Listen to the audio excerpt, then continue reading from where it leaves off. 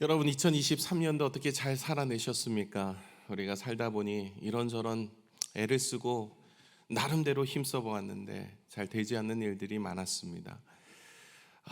어떻게든 하나님의 은혜 가운데 살겠다고 그렇게 부여잡고 열심히 살아냈는데 뒤를 돌아보니 내 인생이 2023년도가 험한 인생이었다라고 고백하는 분들도 계실 겁니다. 살다 보면 이런 풍랑 저런 풍랑, 인생의 풍랑을 만나서 어려움을 당하는 분들도 계실 겁니다. 그러나 여러분, 우리에게는 하나님이 계십니다. 하나님은 우리를 절대 놓지 않으십니다. 하나님의 백성은 하나님께서 기르시고 먹이시고 입히십니다. 하나님이 계시기에 우리는 다시 일어날 수 있습니다. 우리가 때로는 실수하고 넘어지는 인생일 수 있으나 하나님은 절대 우리를 포기하지 않으십니다. 저와 여러분의 인생은 반드시 하나님이 다시 세우셔서 2024년도 일으켜 주실 줄로 믿습니다. 우리가 살펴보고 있는 이 호세아서는요, 하나님의 사랑 이야기에 대한 이야기입니다. 하나님은 우리를 사랑하셔서, 너무나 사랑하셔서 우리를 절대 포기하지 않으십니다. 여러분, 하나님의 자녀들은요, 하나님의 열심으로, 하나님의 사랑으로 절대 하나님의 사랑에서 끊어질 수 없다는 것을 믿으시기 바랍니다. 호세아서는 하나님의 사랑 이야기라고 말씀을 드렸는데요, 1절에서 10장까지는 호세아 선지자를 통해서 하나님은 그 이스라엘 백성들의 타락함을 이야기했습니다. 그리고 11장에서부터, 지난주에서부터 이제 14장까지는 그럼에도 불구하고 하나님은 그들을 사랑하셔서 심판하는 것으로 끝나는 인생이 아니라 다시 회복하여 주실 것을 말씀하고 계십니다. 지난주에도 하나님께서는 그들을 놓치지 않고 끝까지 불러내시고 그들을 이끌어 주신다는 말씀을 주셨고요, 올해도 마찬가지입니다. 오늘도 마찬가지입니다. 오늘도 하나님께서 그들을 다시 회복시키시고 다시 일으켜 세워서 새 힘을 주시겠다고 말씀하시는데 그 방법이 오늘 12장에 쓰여 있습니다. 저와 여러분의 오늘 말씀을 통해서 새 힘을 얻어 2024년도 승리하시기를 부탁을 드립니다. 가정에 자녀가 탄생한다는 것은 참 축복입니다. 그렇죠? 오늘 우리가 경조사 두 가정에 하나님께서 오래도록 기도했는데요, 자녀를 주셨어요. 감사하죠. 이렇게 자녀를 주시면 참 축복입니다. 은혜죠. 가정에 자녀가 태어난다, 이건 축복입니다. 그런데 이제 태어나고 나서 더 중요한 일이 있습니다. 이 아이가 잘 자라나는 일입니다.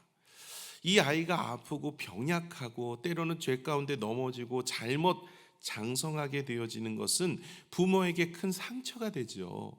그래서 태어나는 것만큼 중요한 것이 무엇이냐면 잘 자라나는 것이 중요합니다. 그래서 우리 자녀들을 위해서 기도하는 것 아니겠어요? 그런데 신앙도 마찬가지더라는 거예요. 신앙도 하나님께서 잃어버린 우리를 찾으시고 구원해 주시고 우리가 하나님의 백성이 되어서 하나님의 자녀가 되는 것 참 중요한 일입니다. 그러나 또한 이만큼 중요한 일이 무엇이냐면 하나님의 백성으로 잘 성숙하고 자라나는 것이 중요합니다. 우리가 예수 믿는 건 무엇보다 중요하지만 그러나 예수 믿고 하나님의 백성으로 하나님의 기쁘심을 따라서 하나님의 영광 올려드리는 인생이 되셔야 하는 것이죠. 여러분, 오늘 성경에 보시면 이스라엘 백성들이 하나님의 선민, 하나님의 택한 백성이라고 본인은 은혜라고 이야기하지만 그러나 무엇보다도 그것으로 끝나는 인생이었어요. 하나님이 기뻐하시는 온전한 믿음의 장성한 모습으로 성장하지 않았다는 거예요. 여러분, 우리가 구원받은 건 축복입니다. 잃어버린 영혼을 하나님께서 인도하여 주셔서 우리에게 영생을 주신 건 축복이죠. 그러나 우리가 이 땅에서 그 축복만을 가지고 어떻게 사느냐는 더 중요한 일이 아닐 수 없습니다. 하나님의 말씀으로 우리가 이 땅에서 어떻게 살아낼 것인가. 여러분, 성경이요, 사실 이렇게 두꺼운 이유가 무엇입니까? 여러분, 예수님께서 우리에게 오셔서 우리에게 새 생명을 주셨다는 것을 믿게 하기 위해서만이 있는 것이 아니라 우리가 믿은 자들이 이 땅에서 어떻게 살아가는지를 잘 알려주는 설명서가 성경이에요. 그래서 이렇게 두꺼운 겁니다. 우리가 이 말씀을 잘 묵상하여서 내 것으로 새기고 이 말씀에 따라 있는 진리를 따라 살아가면서 하나님의 백성으로 세워가는 것, 저와 여러분이 그런 모습이 되셔야 할 줄로 믿습니다. 오늘 성경은요, 그러면서 한 가지 예를 들고 있어요. 누구에 대한 예냐면 야곱에 대한 이야기예요. 이 야곱은요, 참 성장함에 있어서 참 귀한 모습을 우리에게 보여주었어요. 처음 시작은 야망에서 시작했어요. 이 처음 시작은 그의 모습은 은혜가 아니었어요. 어떻게든 자신의 생각과 계획과 자신의 뜻을 붙잡으려고 생각했습니다. 내가 원하는 것을 하나님께서 들어주시기를 원하였고 자신의 야망을 위해서 하나님을 이용하는 그런 사람이었어요. 그러다가 이제 그가 약복강에서 천사와 씨름하면서 그의 인생이 무너져 버린 겁니다. 이제는 내가 내 힘으로 살지 않겠습니다. 이제는 내가 용쓰며 살지 않겠습니다. 내 계획을 위해서, 내 뜻을 위해서, 내가 원하는 것을 위해서, 축복을 위해서 하나님을 이용하거나 사람을 속이며 살지 않겠습니다. 이제는 말씀 붙잡고 다시 베델로 돌아가 하늘의 은혜 주의 말씀 붙잡고 살겠습니다. 이렇게 회복되는 인생이 야곱이었어요. 그래서 야곱만큼 성경에 이렇게 부족한 모습, 미련한 모습에서 아름답게 성장한 모습은 사실 드뭅니다.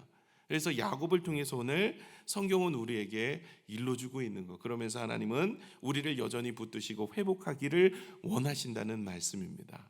저와 여러분이 어떻게 회복되어야 되느냐고 말씀하시냐면, 오늘 질문하신다면 저와 여러분이 이 말씀을 통해서 어떻게 회복되어질지를 답을 오늘 얻으실 수가 있으세요? 저와 여러분이 말씀을 함께 나누도록 하겠습니다. 먼저 오늘 본문의 말씀 11장 12절의 말씀을 같이 한번 읽겠습니다. 시작.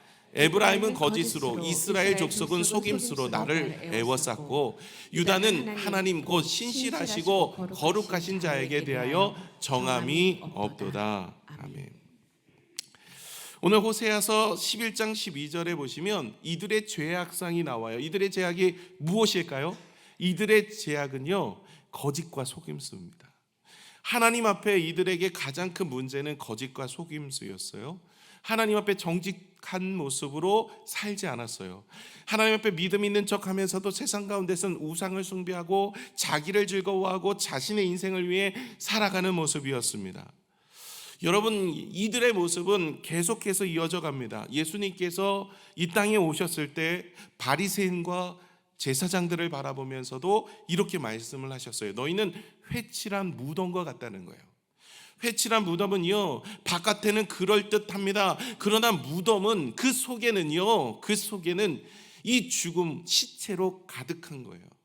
그래서 하나님께서 오늘 우리가 예배를 드리면서 주 앞에 기도를 하면서 주님께 찬양을 드리고 있는데, 하나님께서 우리의 외모만 보시는 게 아니라 우리의 중심을 보고 계시는 건데, 우리의 중심은 하나님을 주인으로 모시지 않아요. 하나님을 아버지라 부르고 있지만 그러나 내 안의 주인은 하나님은 아니고 내가 주인인 거예요. 아니면 돈이 주인이거나, 아니면 세상의 권세거나, 아니면 물질이거나, 아니면 사랑하는, 하나님보다 더 사랑하는 그 무엇이 내 안의 중심으로 자리 잡고 있는 거예요. 그래서 거짓과 속임수로 살아가는 인생입니다. 뿐만 아닙니다. 세상을 살아갈 때도 주의 말씀을 가지고 살지 않아요. 자신의 생각과 자신의 뜻대로 살아가는 거예요. 그러면서 죄를 짓는데도 하나님을 두려워하지 않아요. 예배를 드리지 않고 기도를 하지도 않고 어떤 일을 결정할 때도 하나님의 뜻을 묻지 않아요. 그러면서도 마음에 두려움이 없어요. 사랑의 하나님이시니까 다 용서해 줄 거라고 생각해요. 이건요, 하나님을 경외하는 법이 아닙니다. 하나님을 경외한다라는 것은 존경하고 두려워하는 것에 합성어라고 말씀을 드렸어요. 경외라는 단어는 존경하다, 두려워하다의 합성어입니다. 하나님을 경외하는 자가 되어야 돼요. 그래갖고 초대교회 때 그 부흥이 한참 일어날 때입니다. 베드로가 나가서 복음을 전하였더니 3,000명, 5,000명이 변화받고 돌아왔어요. 예루살렘 교회가 흥황하게 되어집니다. 그런 시점에서 하나님께서는 찬물을 끼얹는 하나의 사건을 만들어 가십니다. 그게 아나니아와 삽비라죠. 그 아나니아와 삽비라가 자기가 하나님 앞에 자신의 땅이 있었는데 그것을 팔아서 하나님께 드리겠다고 서원을 했어요. 근데 팔아보니까 그 마음이 물질에 있었던 거예요. 그래서 일부는 자기가 취하고 일부만 헌금을 한 겁니다. 그때 베드로가 묻지요. 네가 판 땅이 이게 전부냐? 그랬더니 전부입니다. 하나님께서 진노하셔서 아나니아와 삽비라를 죽이셨어요. 하나님의 백성이고 하나님 앞에는 정말 천하보다도 귀한 영혼인데 왜 이렇게 하셨을까 한다면, 하나님께서 초대교회 경종을 울리는 말씀으로 그들을 한 예로 심판하신 거예요. 무엇입니까? 하나님을 두려워하는 마음이 없어요. 죄 앞에서 하나님을 두려워하지 않아요. 오늘도 예배를 드리지만 세상길 우리가 걸으면서 한 주간 세상 사람들과 동일하게 살아가요. 불법을 행하여 세상의 방법으로 살아가요. 어떻게든 그렇게 삽니다. 저는 오늘 말씀을 준비하면서 제 자신을 돌아보았어요. 저도 강단에서 여러분에게 말씀을 증거하고 있지만 그럴듯하게 목사로서 좀 성경도 읽고 말씀도 알고 기도도 하고 찬양도 할 것 같지만 사실 제 마음에 있는 것들을 다 보여준다면 오늘 이 자리에서 설교할 만한 모습이 아닙니다. 부끄러워서 이 자리에 여러분에게 얼굴을 들 수 없을 것이에요. 저도 늘 내 자신을 돌아봅니다. 하나님 앞에서 무엇이 온전한 것인지를 늘 살피면서 내 마음에 있는 죄악이나 내 삶의 모습들이나 이런 것이 하나님 백성으로 어떻게 하면 살아갈 수 있을지를 늘 생각해 봅니다. 특별히 제가 약한 부분이 있어요. 어디에 약하냐면 운전할 때예요. 운전할 때 그렇게 혈기가 올라와요. 이번 주도 장난이 아니었어요. 안 가. 파란불인데 안 가요. 이분 왜 안 갈까? 나름대로 할 수도 있잖아요. 그런데 제가 청라 안에서는 곱게 운전하려고 열심히 하고 있는데 쉽지가 않아요. 차 안에서 울그락불그락 합니다. 그뿐만이겠습니까? 살면서 이런저런 모습 때문에 제 마음이 사실은 하나님의 말씀으로 그렇게 살지 못하는 모습을 봅니다. 이스라엘 백성들은 제가 한 예를 들어 그냥 재밌자고 말씀을 드렸지만 이들은요 하나님을 경외하면서도 예배하면서도 하나님의 말씀이나 방법으로 살지 않아요. 그래서 하나님을 속이는 그런 인생입니다. 자기는 의롭대요. 구원받은 백성이래요. 하나님의 선민이래요. 나는 괜찮고 거룩한 사람이래요. 그러나 세상에 나가서는 그렇게 살지 않습니다.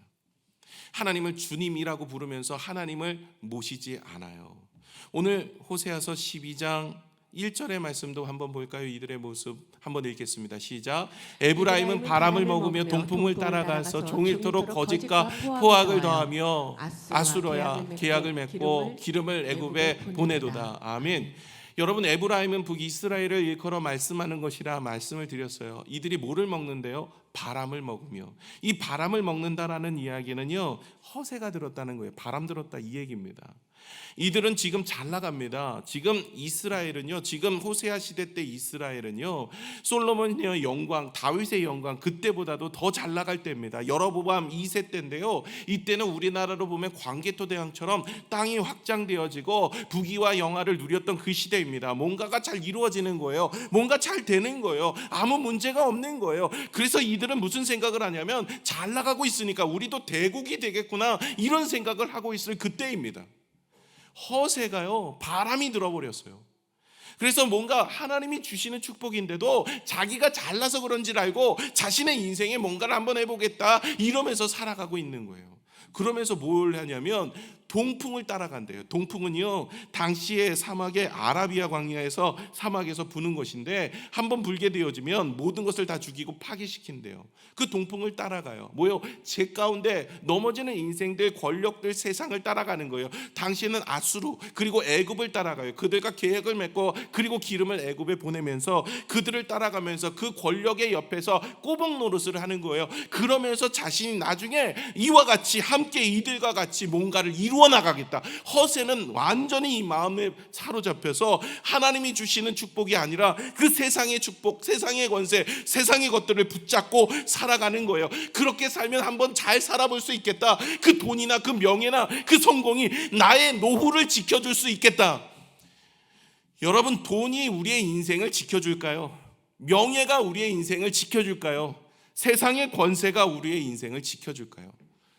그렇게 지켜줄 것이다 생각하며 그것을 붙잡고 살아가며 허세가 단단히 들고 동풍을 따라가는 이스라엘 백성들, 하나님을 멀리하는 그들은 결승전을 5m 앞에 두고 넘어진 인생이 되어진 것처럼, 그리고 다시 일어나 들어가지만 바톤을 놓쳐버려 하나님 말씀 놓치고 들어가는 인생처럼 그의 인생이 무너져 버린 거예요. 저와 여러분이 나름대로 살아간다고 살아가지만 사실은 하나님의 말씀이 없는 인생 무너지는 겁니다. 오늘 그러면서 호세아 12장 2절에 이렇게 말씀하고 있는 거예요. 함께 읽겠습니다. 시작. 여호와께서 유다와 논쟁하시고 야곱의 그 행실대로 벌하시며 그의 행위대로 그에게 보응하시리라. 아멘. 보응이 뭡니까? 인과응보예요. 뿌린 대로 거둔다는 거예요. 네가 행한 대로 내가 갚아주리라 말씀하시는 거예요. 하나님을 신뢰하고 의지하고 예배하는 자는 하나님이 축복해 주시지만, 그러나 하나님을 멸시하는 자에게는 하나님께서 망하게 만드시겠다 하는 것입니다. 아직 안 망했는데요. 이들도 이렇게 이야기합니다. 지금 상태 괜찮은데요. 사업도 잘 되고 자녀도 잘 키고 병도 없고 우리의 인생에 정말 흥황대로가 열려 있는데 무슨 이런 이야기가 있을까요? 하나님 나를 인정한 거 아닌가요? 이렇게 생각하는 이스라엘 백성들, 하나님이 오래 참고 계시는 거지 그들이 사람이 아닙니다. 이 호세아서의 이야기 후에 그들은 20-30년 후에 멸망을 당하게 되어지죠. 안타까운 거죠. 우리는 알지 못하고 가는 인생입니다. 그들이 붙잡은 것은 허황된 거예요.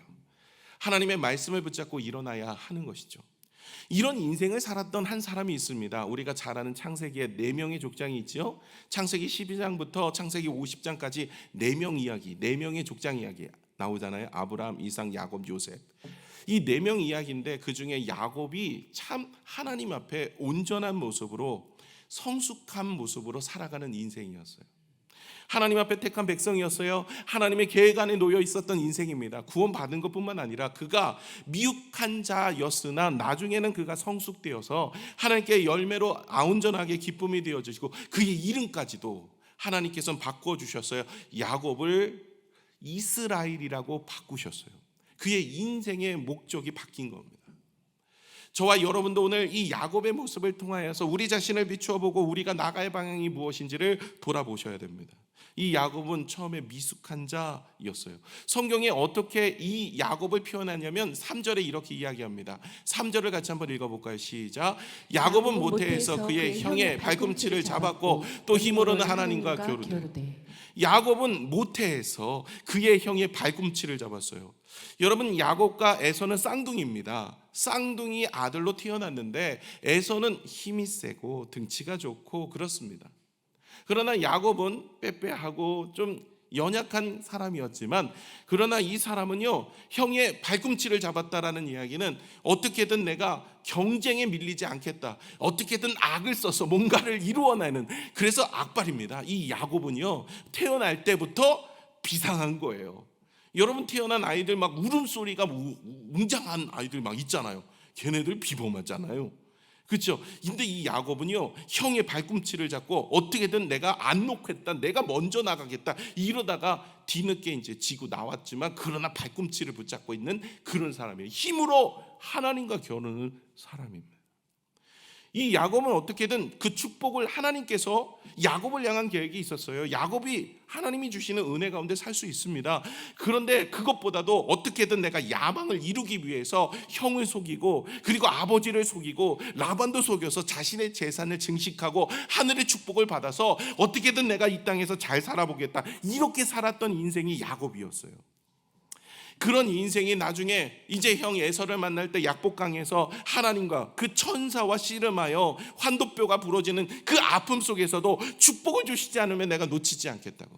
그래서 하나님께서 축복을 주셔서 그의 인생의 이름이 바뀌고 그는 울며 주님 앞에 나갔대요. 오늘 4절을 한번 볼까요? 우리 4절 시작. 천사와 겨루어 이기고 울며 그에게 간구하였으며 하나님은 베델에서 그를 만나셨고 거기에서 우리에게 말씀하셨느니라. 이게 중요한 말, 여기가 4절의 핵심입니다. 천사와 겨루어 이겼어요. 그런데 그는 울며 그에게 간구했어요. 무엇을 구했습니까? 하늘의 축복을 구했습니다. 이전 같았으면은요, 이 야곱은요, 자신의 계략과 계책과 자신의 속임수로 형이 지금 에서가 군대 400을 이끌고 자기를 죽이겠다고 따라왔을 때 뭔가 냈을 거예요. 그를 속이든지 아니면 무슨 방법을 냈을 거예요. 자신의 인생에 자신의 모든 것. 그러나 이 야곱은 그렇게 이제는 하지 않습니다. 하나님의 은혜가 아니면 우리는 살아갈 수 없다는 생각을 하게 됩니다. 창세기 47장 9절에 보시면은요, 창세기 47장 9절에 이제 야곱이 나중에 이제는 애굽에 들어갑니다. 요셉이 총리가 되었을 그때입니다. 그때 바로 왕이 야곱에게 물어요. 내 나이가 몇이냐? 그랬더니 야곱이 바로에게 이르되 내 나그네 길은 세월이 130년이니 내 나이가 얼마 되지 못하니 우리 조상의 나그네 길의 연조에 미치지 못하나 험악한 세월을 보내었나이다. 자신의 나이를 물었는데 130세래요. 그러면서 이야기합니다. 험악한 세월을 보냈다라고 자신의 인생을 돌아본 거예요. 여러분, 하나님을 붙잡고 살지 않는 인생, 내 힘으로 어떻게든 살아보겠다고 하는 인생, 신앙도 믿음도 내가 한번 해보겠다고 악착같이 이를 물고 그렇게 악바리처럼 살았던 인생, 그 인생이 뜻대로 안 되더라는 거예요. 하나님의 말씀 붙잡고 믿음으로 살아야 되는 거죠. 4절을 보시면 베델에서 하나님을 만났다라고 그러고 하나님께서는 그 베델에서 말씀하셨다고 이야기합니다. 그제서야 비로소 20년 만에 라반의 집에 도망하여 라반의 집에 있었던 야곱이 다시 이제 고향 땅으로 돌아가서 베델로 올라갑니다. 그리고 그곳에서 하나님을 만나고 주의 말씀을 붙잡습니다. 사실 라반의 집으로 도망갈 때도 베델에서 하나님이 만나주셨지만 그는 그 만나주신 그 말씀을 붙잡고 사는 인생이 아니었어요. 그는 라반의 집에서도 자신의 재산을 증식하기 위해서 그 20년 동안도 그런 편법과 술수를 써가면서 그렇게 살았습니다. 이 야곱은요, 태어날 때부터 이런 모습이었어요. 그는 장자가 되고 싶었습니다. 왜냐하면 장자의 축복을 받기를 원했기 때문에 그래요. 그래서 형 에서에게 어떻게 합니까? 팥죽 한 그릇을 써서 배고픈 에서에게 장자권을 갈취냅니다. 에서의 가장 약점이 무엇인지 야곱은 잘 알고 있어요. 배고픔입니다. 이 친구는 배고프면 못 살아요. 뭐든지 다 줘요. 저하고 비슷해요. 저도 배고프면 짜증이 많이 납니다. 뭘 주면 하는데 저는 팥죽 줘봤자 뭐 소용없어요. 저는 팥죽 안 좋아해요. 감자탕이면 모를까. 감자탕 같은 거 해놓고 뭐 줄래 이러면 배고플 때, 그렇죠? 이 사람의 약점을 이용해요. 야곱은 그런 겁니다. 에서가 무엇이 약한지를 알고 있었어요. 그 약한 것을 이용하여서 그의 장자권을 갈취냅니다. 내가 팥죽 한 그릇 줄 테니까 형 장자권 나 줘. 그래, 너 장자권 가져라. 이러면서 팥죽 한 그릇을 얻어먹은 거예요. 그리고 나서 이삭에게 들어갑니다. 아버지 이삭. 그 당시에 이삭은 눈이 어두워서 잘 보지 못하고 있었어요. 그러면서 아버지에게 내가 에서입니다. 저에게 장자의 축복을 내주세요 라고 복을 빕니다. 야, 목소리는 야곱인데 너 왜 에서라고 얘기하느냐. 일로 와봐라. 눈이 안 보이시니까 만지는 거죠. 그럴 때 야곱이요, 이 야곱은 이게 몸에 털이 없었어요. 그러나 에서는 털이 많은 장사였거든요. 그래서 양털을 손에다 붙이고 갔어요. 이거 보십시오. 털 만져보세요. 그러면서 자기가 에서래요. 그러면서 이삭의 축복을, 장자의 축복을 야곱이 받아서 라반의 집으로 도주하게 됩니다. 야곱은요, 미숙할 때는요, 하늘의 축복이든 내가 어떻게든 그것을 갈취해서 아버지든 형이든 다 속여서 내가 어떻게든 그 축복을 얻어내야 되겠다, 이런 인생으로 살았습니다. 그렇게 살다 보니까 라반의 집 20년 정말 고단한 인생길이에요. 이런 일 저런 일 많이 겪고 또 나중에도 여러 가지 일들을 겪으면서 그는 깨닫게 됩니다. 이 인생이 내 생각대로 되어지지 않는구나. 인생이 내가 그렇게 악착같이 부여잡고 움켜잡고 그렇게 살았는데 그래봤자 다 넘어지는 인생이구나 라는 생각을 하게 됩니다. 비로소 약복강에서 그 에서를 만나기 전에 그는 하나님의 천사와 씨름하며 무너져 버립니다. 하나님, 이제 주님의 축복이 필요합니다.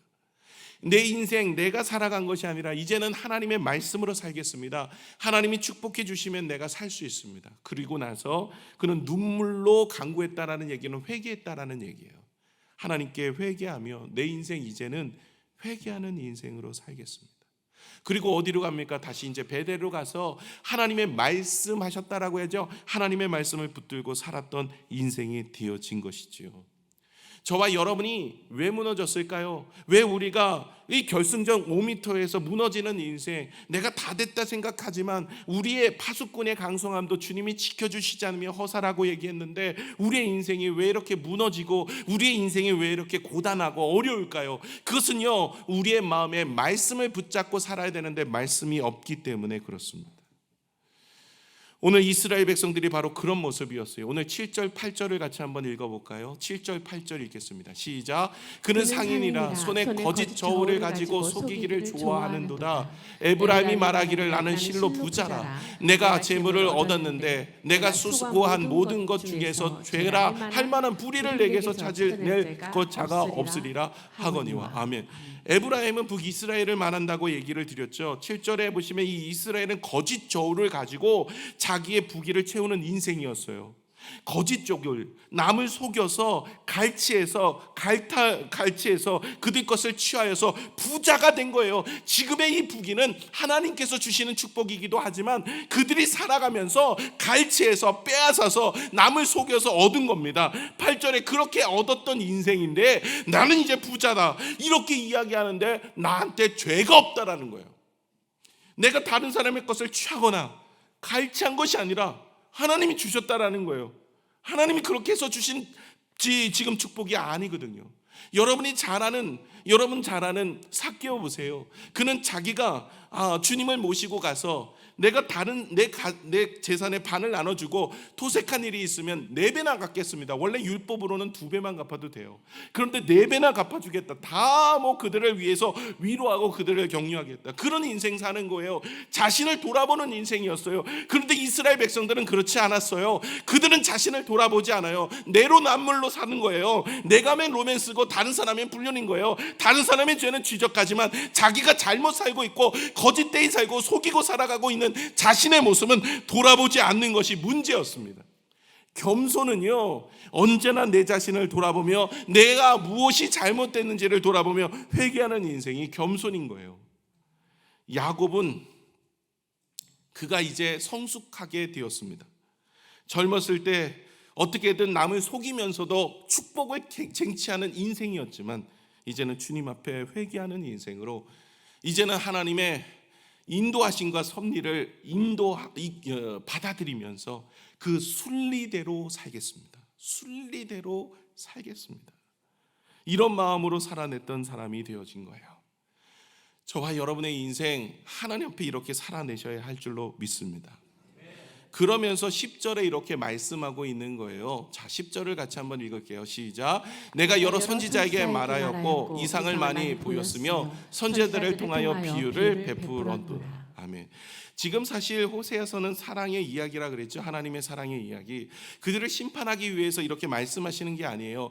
그들이 다시 돌아오기를 위해서 말씀하시는 거예요. 니들의 죄악이 이런 거다. 속이고 남을 속이고 거짓된 모습으로 살았지. 그러나 너희들이 이제는 이렇게 끝나는 인생이 아니라 하나님의 말씀으로 다시 회복하고 구원의 은혜 가운데 나아가기를 원한다. 어떻게 해요? 다시 말씀으로. 오늘 10절을 보시면 뭐를 얘기합니까? 여러 선지자들에게 말하였고 이상을 많이 보였으며 선지자를 통해 비유를 풀었었더라. 하나님께서는요 선지자를 통하여서 말씀하고 계셨어요. 여러분 선지자가 뭐 하는 사람입니까? 하나님의 말씀을 대언하는 사람이었어요. 여러분 하나님의 말씀이 그들에게 임하였고 그 말씀을 통해서 그들을 회복하기를 원하셨던 거예요. 여러분 이스라엘의 백성뿐만 아니라 우리도 마찬가지입니다. 가장 중요한 것은 우리가 회복되고 다시 일어나고 하늘의 축복을 받고 하나님의 능력 안에 살 수 있는 것은요 우리가 뭔가를 뭉켜잡고 돈이나 명예나 성공을 뭉켜잡고 되어지는 인생이 아니라 하나님의 말씀을 붙잡고 살아가는 인생이 2024년도 성공하는 인생인 줄로 믿습니다. 이스라엘 백성들이 가나안 땅에 들어가기 전에 하나님이 무엇을 주셨죠? 시내산에 말씀을 주셨어요. 율법을 주셨어요.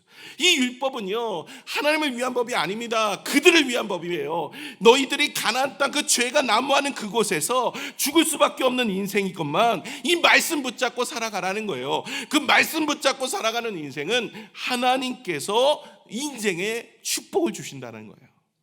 여러분 저와 여러분이 오늘도 기도의 제목이 바뀌어야 되는 수도 있습니다. 이전까지 나는 물질 주세요, 성공 주세요, 사업의 축복 주세요, 자녀의 복을 주세요, 앞날을 열어주세요, 건강을 주세요. 그러나 더 중요한 것은 하나님 말씀 주세요.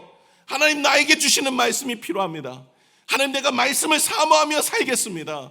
이전에는 내가 말씀 없이 살아가는 인생이었는데 이제는 말씀을 따라 살아가는 인생이 되게 하여 주옵소서. 이 기도가 저와 여러분의 기도가 되어야 할 줄로 믿습니다. 오늘 13절을 같이 한번 볼까요? 13절에 이렇게 말씀합니다. 같이 읽겠습니다. 시작. 여호와께서는 한 선지자로 이스라엘을 애굽으로에서 인도하여 내셨고 이스라엘이 한 선지자로 보호받았거늘. 아멘. 하나님께서 한 선지자로 이스라엘을 애굽에서 인도했대요. 그 사람이 누구예요? 모세잖아요. 이건 누가 봐도 모세의 이야기예요. 그런데 모세라고 안 쓰고 뭐라고 써요? 한 선지자로. 여러분, 모세가 주인공이 아니에요. 그 사람이 능력이 있거나 기회가 있어서 힘이 있어서 모세가 이스라엘 백성들을 인도하는 것이 아니라 선지자가 냈대요. 선지자는 뭐 하는 사람이요? 하나님의 말씀을 선포하는 거예요. 다시 말해 모세가 하나님의 말씀이 있었기에 능력이 있었던 것이에요. 그 말씀이 먼저 있었고 그 말씀을 대언하는 선지자가 있었고 그 말씀이 이루어졌다라는 거예요. 오늘도 저와 여러분의 인생을 붙들어 주시고 힘을 주시고 능력 주시고 다시 회복될 수 있는 방법은 다른 게 아닙니다. 말씀 붙잡고 살아가는 인생이 되셔야 됩니다. 하나님이 우리에게 선물을 주셨어요. 뭐를 주셨을까요? 말씀을 주신 거예요. 성경을 읽으십시오. 하나님의 말씀을 들으십시오. 하나님의 말씀을 묵상하십시오. 그리고 말씀을 따라 살아가십시오. 그것이 인생이 성공하는 비결입니다. 저와 여러분의 인생, 아니 뭐 물질이 우리의 인생에 기쁨을 주고 우리가 사업이 잘 되는 게 우리의 인생에 도움이 되어지고 우리의 인생에 이런 것 저런 것 따라가지고 사람 따라다니고 이러다 보면 이스라엘 백성들 되는 거예요. 그들에게 말씀하고 있습니다. 너는 더 이상 그것으로 인하여 마음의 기쁨을 삼지 말고 말씀을 붙잡고 살아라. 그래야 다시 일어날 수 있다라고 말씀하고 있는 거예요. 여러분, 야곱이 행복해질 수 있었던 이유는 그가 술수를 쓰고 야망을 붙들어서 살아갔던 인생은 아니었어요. 나름대로 재산도 많아졌어요. 라반의 집에서 나름대로 여러 가지 모습들로 살았어요. 그의 인생 어땠대요? 자기 스스로가 이야기합니다. 험난한 인생길이었다고요. 여러분, 우리가 술수를 쓰고 나의 야망을 따라 뭔가를 움켜잡고 뭔가 돈을 움켜잡고 내 인생에 뭔가를 움켜잡고 그렇게 살아가는 인생의 모습은 행복하지 않아요. 나를 지켜주지 않아요. 그는 나중에 깨닫게 된 겁니다. 이것이 나에게 행복을 주진 않는구나. 내 인생의 가장 행복은 하나님이구나. 내 인생의 가장 중심은 하나님의 말씀이구나. 그 말씀을 붙잡고 살아가는 인생이 되고자 그는 울며 하나님께 간구하였고 베델로 돌아갔어요. 그리고 하나님의 말씀 붙잡은 자가 되었습니다. 그의 이름이 속이는 자가 아니야. 이제는 이스라엘 승리하는 자가 되기는 거예요. 저와 여러분이 이기는 자, 승리하는 자 어떤 사람입니까? 하나님의 말씀을 붙잡고 살아가는 베델로 돌아가는 인생이 되셔야 할 줄로 믿습니다. 2024년도는 여러분 베델로 돌아가셔야 돼요. 다시 하나님의 말씀이 있는 그 자리로 가시는 겁니다. 하나님의 말씀을 붙잡고 하나님 말씀 속에 살아가며 말씀 속에 다시 일어가는 인생은요, 넘어지지 않고 다시 승리하며 결승점을 통과하여 은혜 가운데 승리하는 인생 살아낼 줄로 믿습니다. 저와 여러분이 그런 인생으로 2024년도 하나님의 말씀, 오직 말씀으로 내가 살겠습니다. 하나님의 말씀 붙잡고 예배함으로 그리고 묵상함으로 말씀을 읽음으로 말씀을 필사하심으로 말씀 가운데 거하시며 그 말씀에 순종하고 그 말씀을 가까이 하는 믿음의 승리자로 살아내시는 여러분 되시기를 축원합니다. 기도하겠습니다.